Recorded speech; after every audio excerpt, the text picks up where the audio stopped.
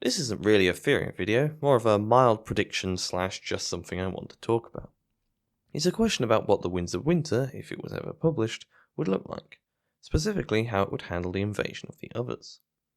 If A Song of Ice and Fire has a main plot, then arguably the impending zombie apocalypse is it. It's how we open the first book, and everything that happens throughout the series is coloured by the fact that we know that somewhere up north, a mysterious magical force is getting ready to attack the kingdom. It adds a sense of urgency, of desperation, to the War of the Five Kings because, as Osha tells Bran, all the armies are marching the wrong way. They are fighting each other when we the reader know there is a much bigger threat on the horizon. What this means though is that if the others' invasion is the main story, then it probably has to be a pretty big deal. If you build something up for 5 books totaling nearly 2 million words, the resolution needs to be satisfying. This is where I bring in how the TV show resolved this plotline, in one big massive battle in Winterfell, with everyone and their mum showing up to fight the others. Lots of characters died, many of whom had been mainstays of the show since the very beginning. Yet imagining a similar situation playing out in the books feels anticlimactic, which on the face of it is odd to say about something so epic in scope, so I'll try and explain what I mean. Part of the problem is that the others have been hyped up so much by the precedent of the Long Night, an apocalypse lasting years, complete with famine, endless winter, and ice spiders. By contrast, the climax depicted in the show in the episode called The Long Night is measured in days, not years, and though a lot of characters we know are involved, and lots of people in general, it's not the same as a continent-spanning Armageddon. Most people in Westeros in the show never even knew that the others were a thing, definitely never saw one, and never really felt the impact of their existence. It's true that most stories of a seemingly unstoppable baddie will end with the heroes defeating them somehow, but this will usually happen only after the baddies have been allowed to live up to their full badness potential. Only on the cusp of them achieving ultimate success will it be snatched away. In A Song of Ice and Fire, the others don't sit us down for a PowerPoint presentation on their plans and what their ultimate goal is, so we default to a rerun of The Long Night, and the way the characters talk about them reinforces this. Compared against that, the others have so far been very scary and very effective, but only in small doses and in a small geographic area, so only affecting a few of our main characters. There's the prologue, where they kill some Night's Watchmen and some wildlings, the battle at the Fist of the First Men, where they massacre Mormont's Great Ranging, and that's kind of it. The TV show adds in Hardhome and Jon Snow's Duke of Edinburgh trip beyond the wall. There's also Bran's adventures getting into and then out of a cave, only the former of which has happened in the book so far and took place without any casualties. In the book, then, we have definitely not seen the others reach the pinnacle of their powers or threat level, as we understand it. In the show, they were definitely on course to doing that. The Battle at the Fist and Hardhome, both encapsulating that classic of any mid-story fight between the heroes and the big bad. The heroes manage a daring and costly escape, meaning that they go on to fight another day, without undermining the baddie's scariness, because in every other sense, the bad guys won.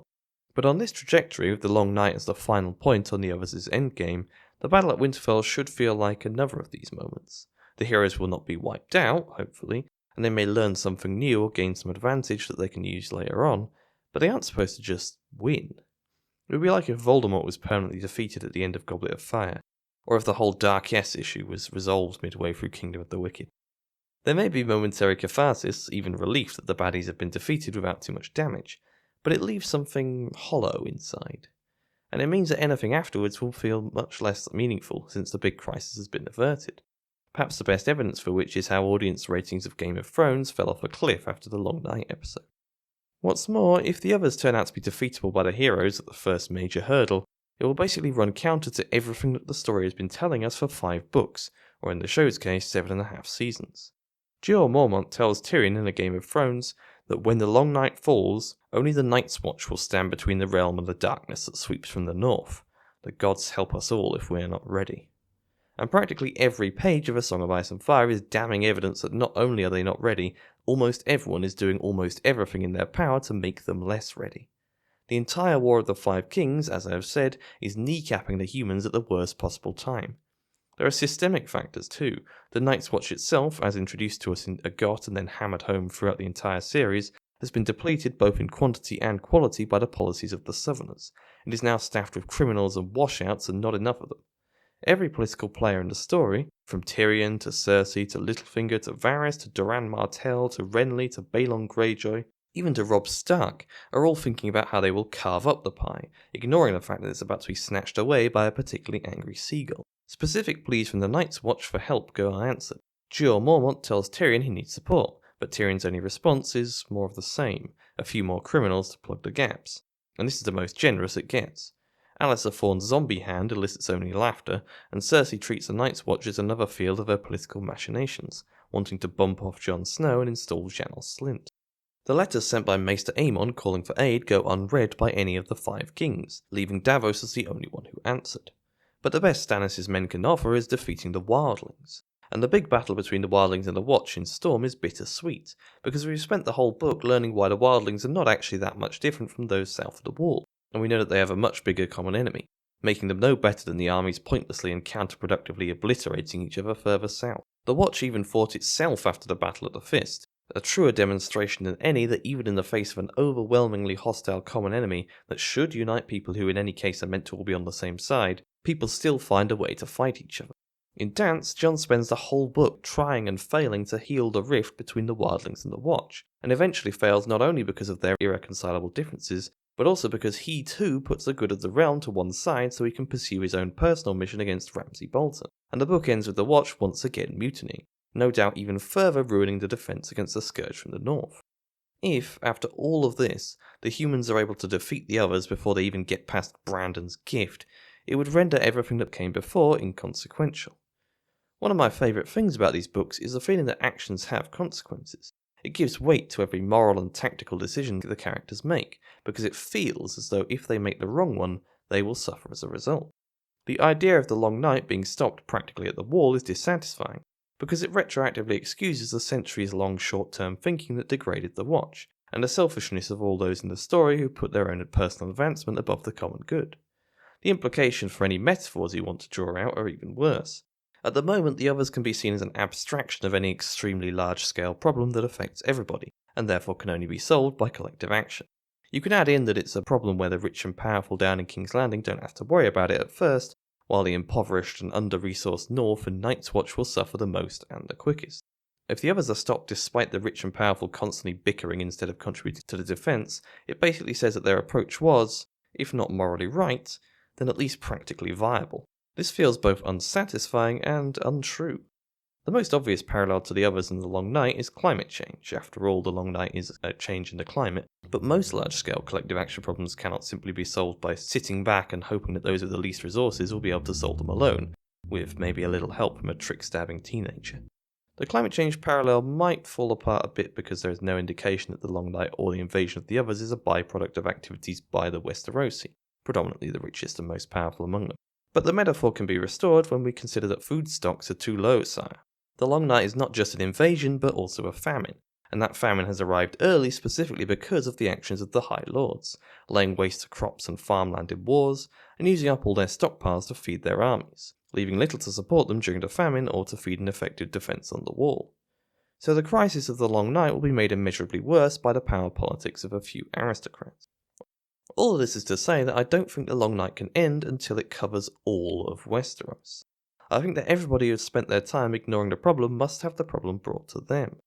This is not a matter of seeing the bad guys get their just desserts, but a necessary consequence of what 5 books have been setting up.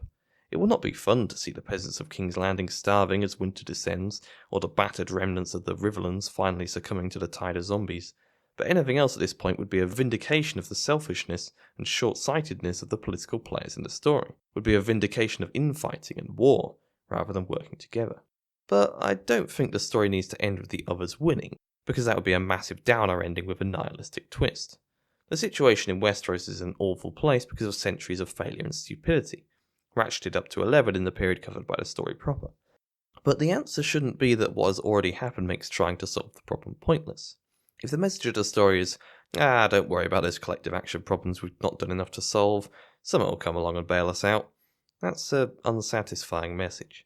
But on the other hand, if the message is, we haven't done anything to solve those collective action problems, so we're completely screwed and there's no point even trying, that's also unsatisfying and unhelpful. It may take the complete overrun of Westeros by the northern hordes to unite the survivors, but they could still be united, and there is still a possibility that they can at least alleviate some of the damage.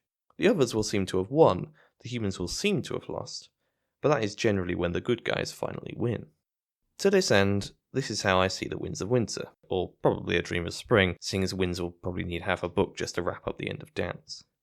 The others march south, getting past the wall somehow and easily overrunning the mangled remains of the Night's Watch. They will then overwhelm the northern houses, stripped to the bone by various rounds of war, with Stannis' victorious but famished soldiers in Winterfell among those making last stands. On the others will march, with the Southerners at first celebrating the annihilation of their northern foes, naturally refusing to send anything to help them, before becoming increasingly concerned as the tide shows no signs of stopping.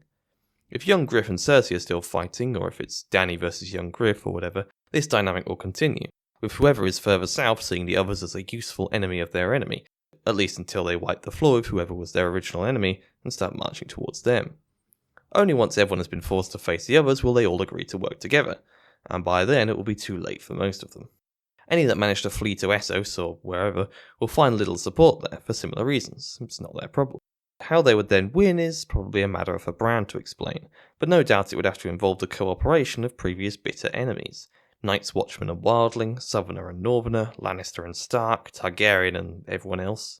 In short, I don't think that the story as presented can resolve with a victory for the good guys like the one in the show, because they haven't earned it. In fact, with a couple of exceptions, most of them have spent the entire story doing their best to earn the opposite. For the conclusion to be satisfying, those actions will have to have consequences. Anyway, that's something I've been thinking about for a while. What do you reckon? Try not to think about how this whole video is about a book that in all likelihood will never be published. As I said to a commenter, I've been waiting for the Radius of the Lost Shark for a lot longer than this, and for Time Riders Book 10 for over a decade now, so this is nothing. The 7 Crestomancy books took 30 years to publish after all. Not counting the short stories, which would be fair if we're discounting Dunk and Egg and Fire and Blood, there was a 17-year gap between the lives of Christopher Chant and Conrad's fate. Skyrim came out the same year as Dance, and there'll probably be a Daggerfall mobile game before Elder Scrolls 6 comes out. So this is fine. It's fine. It's fine. Anyway, until next time, thanks for watching, and goodbye.